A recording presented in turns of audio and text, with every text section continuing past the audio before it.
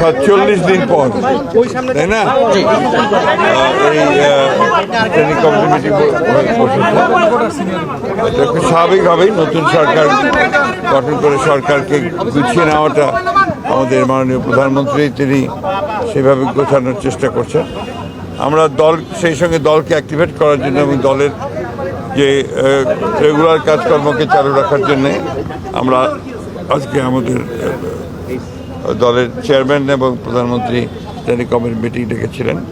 সেই মিটিংয়ে আলোচনা হয়েছে আমাদের এই 47 দিনের যে কর্মসূচি প্রধানমন্ত্রী নিয়েছেন এবং কাজগুলোর সম্পর্কে দলের মতামত অর্থাৎ ট্রেনিং কমিটির মতামত তিনি নিয়েছেন এবং সেই সঙ্গে অনেক সদস্য তাদের কিছু কিছু পরামর্শ দিয়েছেন।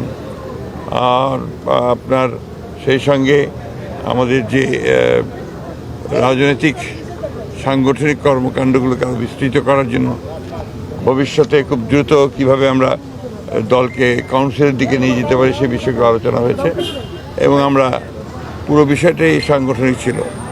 আমরা মনে করেছি যে খুব দ্রুতই আমরা চেষ্টা করব যে যত দ্রুত পাওয়া যায় কাউন্সিলের দিকে যাওয়ার জন্যে এটার সম্পর্কে আমাদের আলোচনা হয়েছে। এটাই ছিল মূল আলোচনা। Thank you. স্যার, সংসদীয় মহিলা আসনের এই বিষয়ে কোনো আলোচনা হয়নি। Thank you. আগের সম্ভাবনা প্রশ্নই উঠতে পারে না। আমাদের তো মিনিমাম কয়েক মাস সময় লাগবে এটাকে ঠিক করতে। Thank you.